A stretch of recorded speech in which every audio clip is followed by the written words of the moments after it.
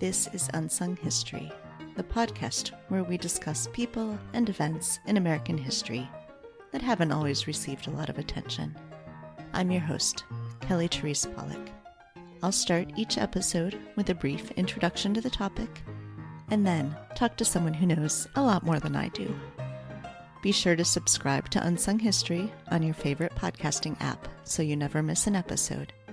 And please, tell your friends, family, neighbors, colleagues, maybe even strangers to listen to. Today's episode is about writer, musician, and political activist Zitkala-Šá. Zitkala-Šá was born Gertie Eveline Felker on February 22, 1876, on the Yankton Indian Reservation in South Dakota, where she lived until she was 8. Zitkala-Šá's father abandoned the family when she was young. Her mother, Ellen Simmons, was a strong presence in her life, and Zitkala-Šá took her mom's surname as a young woman, becoming Gertrude Simmons. Later, she took the Lakota name Zitkala-Šá, meaning red bird. Of her mother, Zitkala-Šá wrote, "Often she was sad and silent, at which times her full arched lips were compressed into hard and bitter lines, and shadows fell under her black eyes." When she asked her mother what made her sad, her mother replied, "We were once very happy, but the paleface has stolen our lands and driven us hither. Having defrauded our land, the paleface forced us away." When Zitkala-Šá was 7, missionaries came to the reservation to recruit children to go to White's Indiana Manual Labor Institute. Despite her mother's pleading, Zitkala-Šá begged to go to the school with her older brother. She later wrote that she regretted the decision almost immediately. After 3 years in Indiana, Zitkala-Šá returned to the reservation in 1887, where she no longer felt at home. She wrote, "During this time, I seemed to hang in the heart of chaos, beyond the touch or voice of human aid. Even nature seemed to have no place for me. I was neither a wee girl nor a tall one, neither a wild Indian nor a tame one." In 1891, Zitkala-Šá returned to White's Indiana Manual Labor Institute, where she studied piano and violin. When she graduated in 1895, she gave a speech on the inequality of women's rights. Instead of returning to her home and her mother, Zitkala-Šá attended Earlham College in Richmond, Indiana, where she had a scholarship. It was at Earlham that Zitkala-Šá started to gather traditional native stories to translate into Latin and English. In 1899, Zitkala-Šá started teaching at Carlisle Indian Industrial School in Pennsylvania, the most well-known of the off-reservation boarding schools. But she quickly came into conflict with the school's founder and headmaster, Colonel Richard Henry Pratt, whose motto was, "Kill the Indian, save the man." Seeing the effect that this approach had on the children, Zitkala-Šá left her teaching job at Carlisle and moved to Boston to study violin with a teacher associated with the New England Conservatory of Music. She also began to write articles in Atlantic Monthly and Harper's Monthly, critical of the boarding schools and the trauma the children experienced. Zitkala-Šá returned to the reservation in South Dakota to care for her mother. She was engaged to Chicago doctor Carlos Montezuma, who was Apache, and she encouraged Montezuma to join her in South Dakota. When he refused, she broke off the engagement.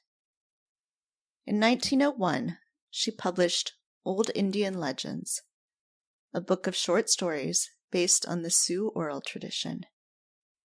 In 1902, she married Captain Raymond Bonnin, a member of her tribe who had also survived boarding school.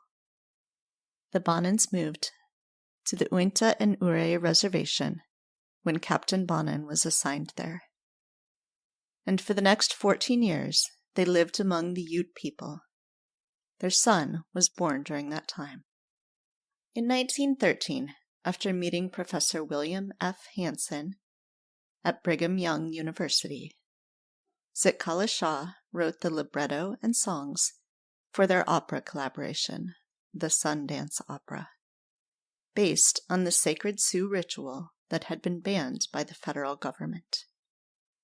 It was around that time that Zitkala-Šá joined the Society of American Indians, where she would become secretary-treasurer.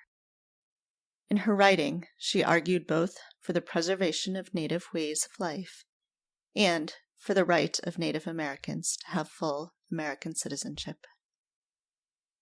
In 1916, the Bonnins and their son moved to Washington, D.C., where Zitkala-Šá became even more politically active.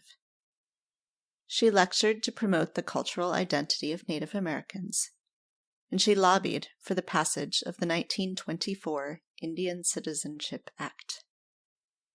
Through her lecturing and writing, Zitkala-Šá was successful in raising awareness about Native American issues and was able to impact government policy.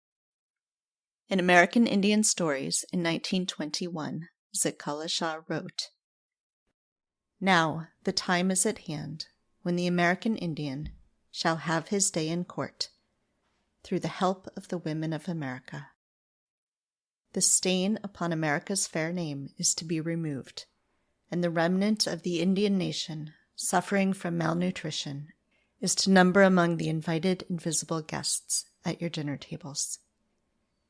In this undertaking, there must be cooperation of head, heart, and hand. We serve both our own government and a voiceless people within our midst. We would open the door of American opportunity to the red man and encourage him to find his rightful place in our American life. We would remove the barriers that hinder his normal development. Wardship is no substitute for American citizenship. Therefore, we seek his enfranchisement." In 1926, the Bonnins co-founded the National Council of American Indians to help Indians help themselves in government relations. Many conflicts had to be resolved by Congress, and the Bonnins were instrumental in representing tribal interests. Zitkala-Šá was the council's president, public speaker, and major fundraiser until her death. Zitkala-Šá died on January 26, 1938, in Washington, D.C., at the age of 61. She is buried in Arlington National Cemetery with her husband Raymond. To help us understand more about Zitkala-Šá, I am joined now by Dr. P. Jane Hafen, Taos Pueblo, Professor Emerita of English at the University of Nevada, Las Vegas, and the editor of 2 books of Zitkala-Šá's writings. Thank you so much for joining me. I'm really excited to talk about Zitkala-Šá, so welcome. Thank you. So I thought maybe we could start, if you could just tell me a little bit about how you first got interested in studying Zitkala-Šá and, kind of how you got into researching and writing about her. Sure. Shortly after I finished my PhD, I had the opportunity to be a Newberry Fellow at the Newberry Library in Chicago. But my dissertation was about contemporary American Indian literatures. And I needed a historical project because, of course, they're a historical library. And I remembered from my younger days at BYU having seen the Sundance Opera in the stacks. And I thought, well, this would be a good topic. And sure enough, I used my time at the Newberry to study the American Indian Society and a lot of other things. But it took me back to BYU, where the Sundance Opera was archived and where at that time there were about 20 boxes that just had paper stuffed in them. They weren't sorted. They hadn't been analyzed by an archive librarian. I think BYU kind of knew what they had, but didn't really. And so I went through those papers and I found a number of unpublished stories that she had written. And that was my first publication about her, Dreams and Thunder, Stories, Poems, and the Sundance Opera. And so it has the libretto to the opera, which is kind of an interesting beast in and of itself. And then I continued to work on it for a very long time. And then a couple of years ago, had her later political writings help Indians help themselves. So I spent a large part of my career reading and writing about her works. That's excellent. So it sounds like you sort of started to answer this, but as so many of the sort of figures and people that we maybe don't hear as much about, it's often because there isn't a large archival record of their work. But she obviously wrote a ton. A lot of it was published at the time. There's a lot to know about her. Why do you think it is that she isn't more well known? Well, I think, and I kind of anticipated that question. In American Indian Studies, she's pretty well known. This is an older edition of American Indian Stories, which contains her boarding school narratives. And if she were to ever only be known for this, it would be an amazing achievement, because she was one of the first Native authors to write without an amanuensis, without somebody translating for her or heavily editing what she wrote.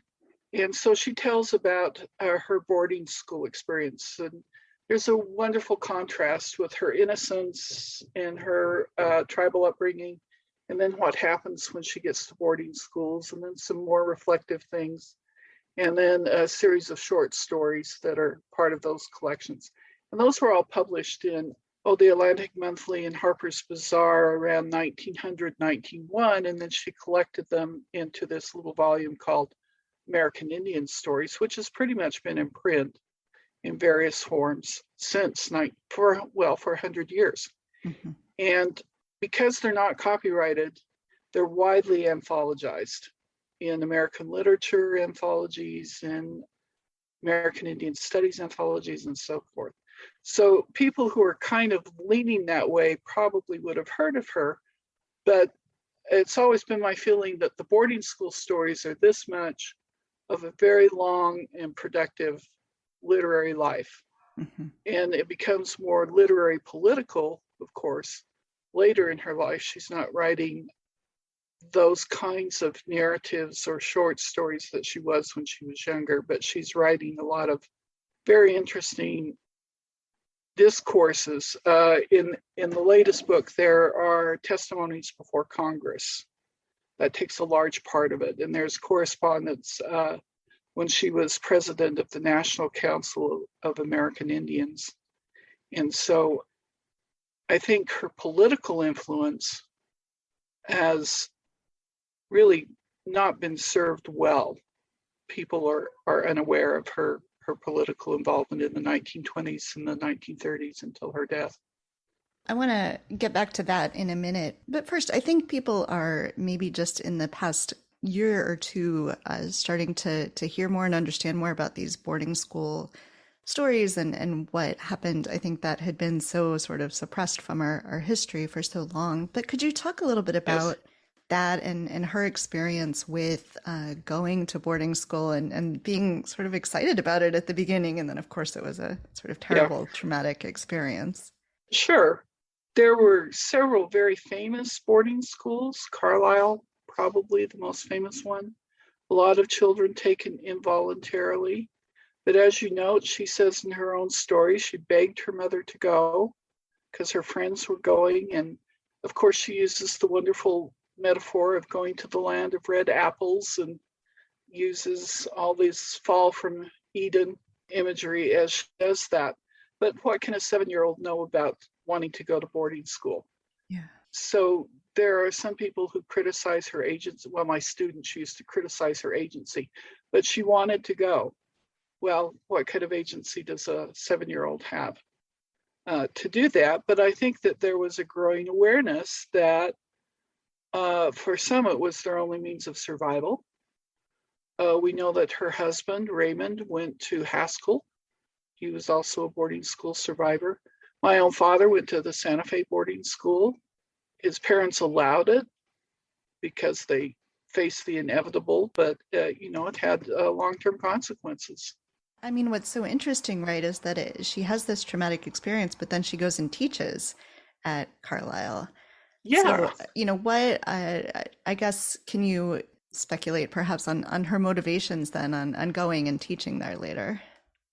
Well, one thing that I've tried to be careful in my work about her is to not guess at her motivations, because she pretty much puts it out there, what she's thinking and what she's feeling. And then you see a lot of critics and a lot of scholars say, well, she did this for this reason. And I've even read work people who thought she was bipolar and, different, projecting their own imagery on her own actions. But you think about it, here she is, a young woman. She's very uncomfortable when she goes back to the reservation. There's a transition on the Yankton Reservation where she was raised, the Yankton Sioux. There's a transition from a survival economy to a mercantile economy. And she, for her time and for her age, is more educated than most people there. Where's she going to find employment? What is she going to do? The natural thing is to step into teaching, because she has a certain number of skills and she's familiar with the system. And of course, that didn't work out well for her as she butted heads with Richard Pratt, who was the director of the Carlisle Training School. Yeah. So then let's talk some about this, the political work that she did. And I was reading something that talked about I think it's the Indian Citizenship Act. I might have the name of it not quite right, but that was something that she was advocating for. And I think maybe with the sort of lens of history, there are some people who say, oh, that wasn't necessarily the best thing. But Yeah. I think part of it for me is I should have realized, but I didn't realize until I was reading about her and about that act that not all Native Americans were citizens as of 1924. So Exactly. what is going on here? And how did that legislation sort of come to be, and what was her role in sort of advocating for this? Well, it's pretty complicated. The Yanktons were unusual in that they became citizens and received the right to vote in 1895. So she was enfranchised then.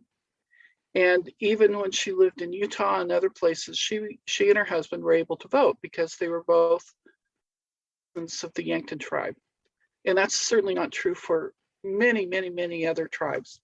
But it became her political hobby horse during World War I, when soldiers, about 12,000 American Indians, served in World War I, and they did not have the rights of citizenship.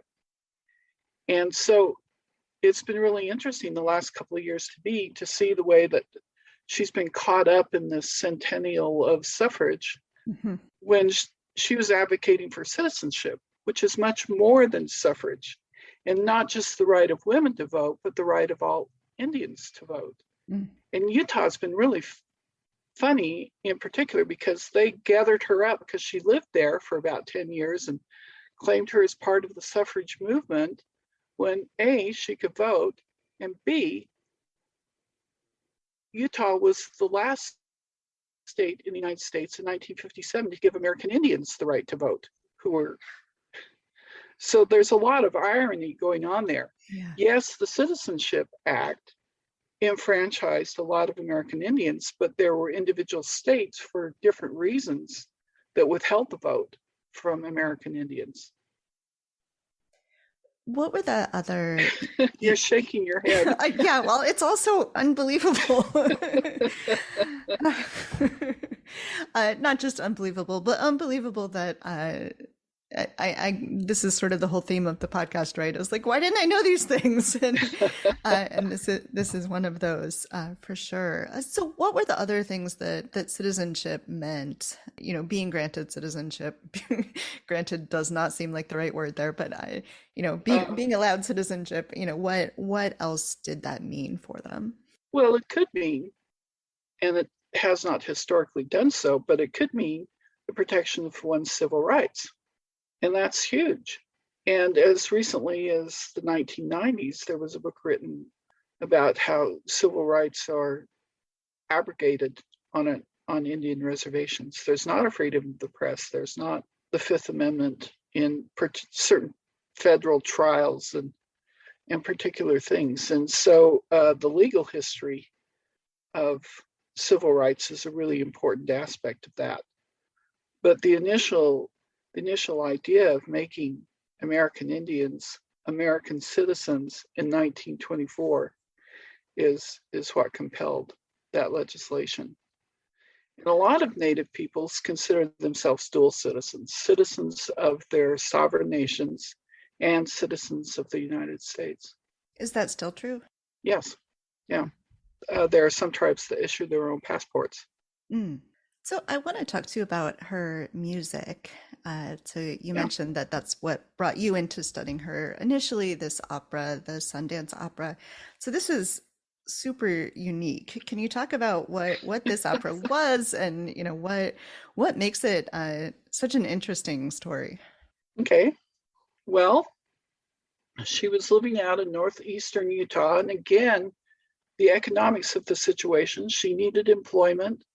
Her husband needed employment, so they worked at what was then called the Indian Bureau. It's the forerunner of the Bureau of Indian Affairs.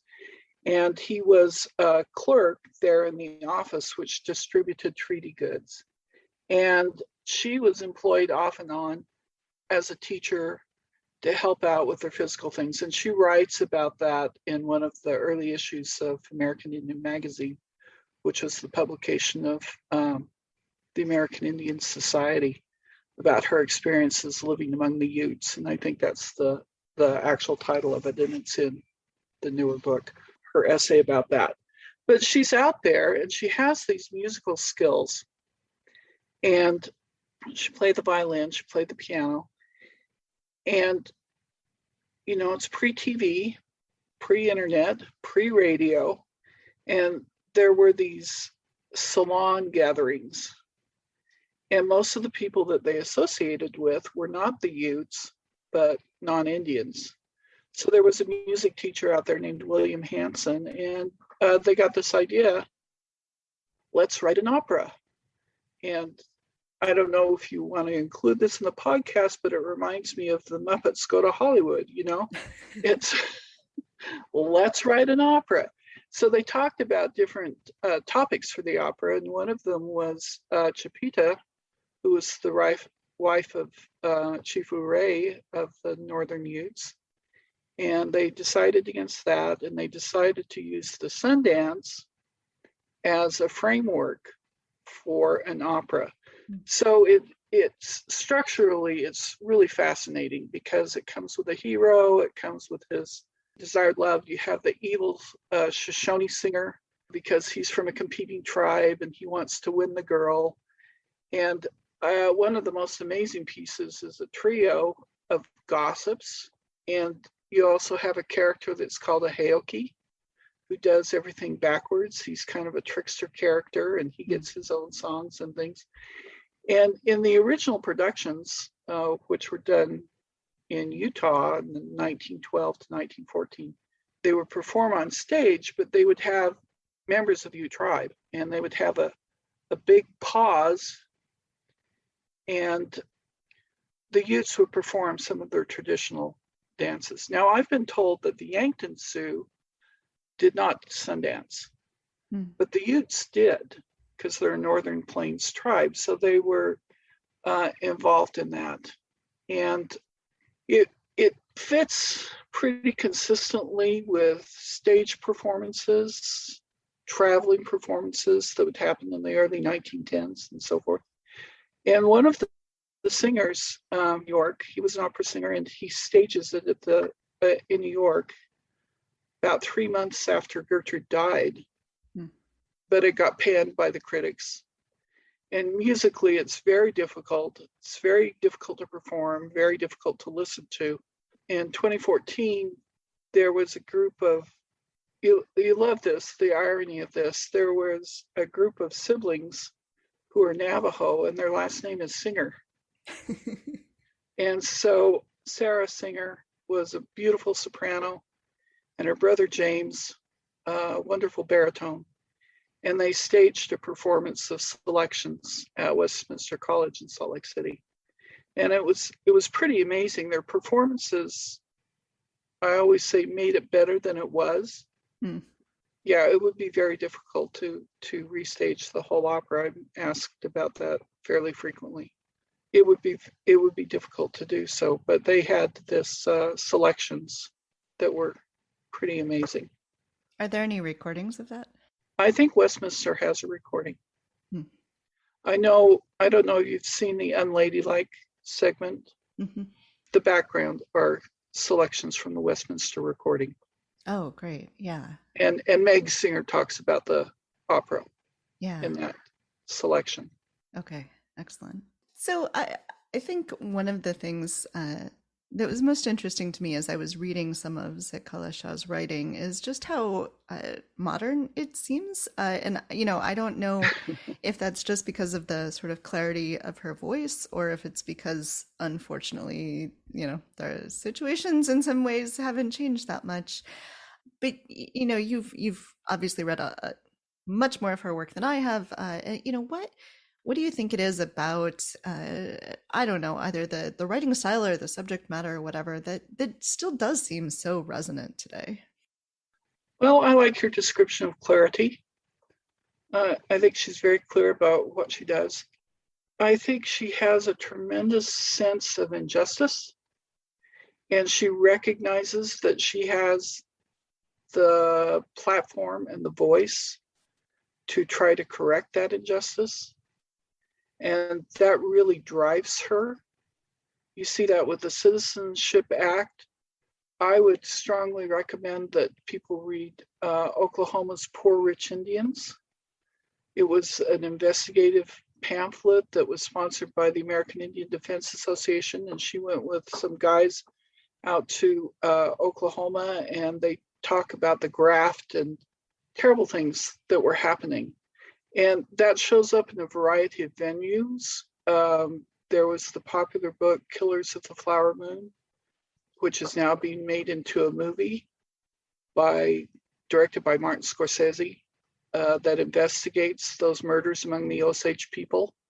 But if you want to read the original report, read what Gertrude wrote. And you get that sense of outrage, and we need to protect and to right those wrongs. And so that report, there were echoes, I think, of our political circumstances these days. When it was presented before Congress, congressmen said, oh, that can't be true. And they questioned her credibility. They attacked her personally, saying that what she had witnessed could not be the case. And it's a fascinating document. It's a little long, but you see the seeds of it still playing out in the political theater that we're experiencing today, but also in the creative theater as this film is being made about those circumstances with the Osage in the 1920s. Speaking of film, I think someone should make a film of her life. Why isn't this out there yet?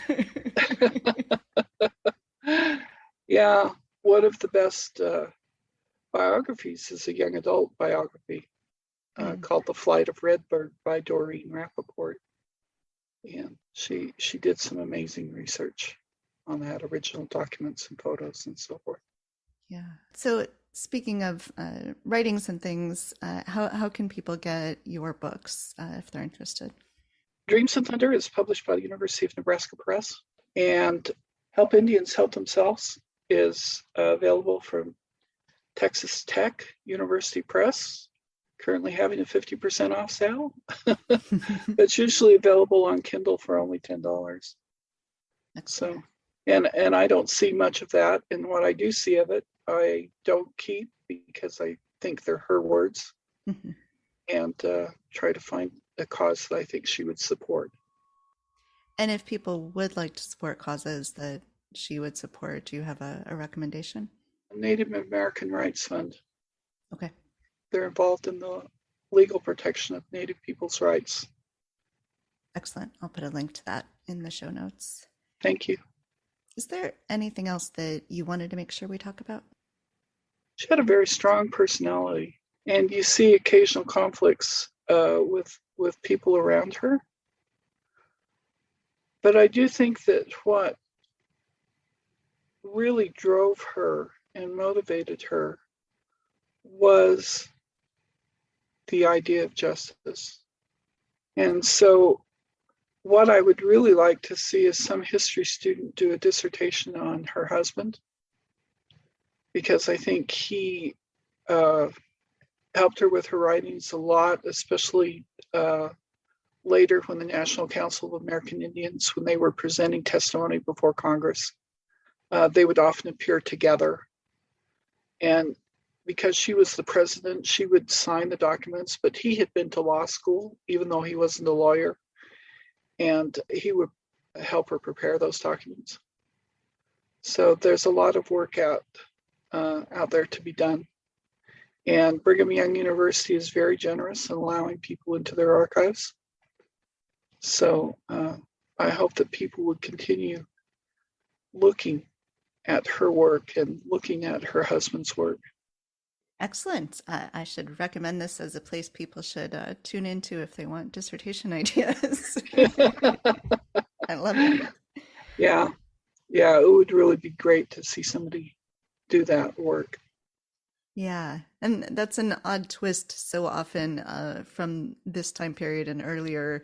We see men who are the ones whose name is out there, and it was their wives who were helping them with a lot of the writings. That's a sort of a neat twist to think it's the reverse in this case. Well, yeah, it is. But she had the reputation, and certainly she had the ability. Yeah. And there is a lot of good work about the performativity. When she was speaking before the Federated Women's Club, she would wear her traditional regalia. Not costume, but regalia, traditional tribal wear. And of course, people are interested in the exotic aspect of it, but she would use that as a tool to get her message across. Yeah. Well, this is just a fascinating story. I have loved learning about Zitkala-Šá, and I'm so grateful that you were willing to share your time and your expertise with us. Well, I'm really happy to do it. Thank you for your interest. Thanks for listening to Unsung History. You can find the sources used for this episode at unsunghistorypodcast.com.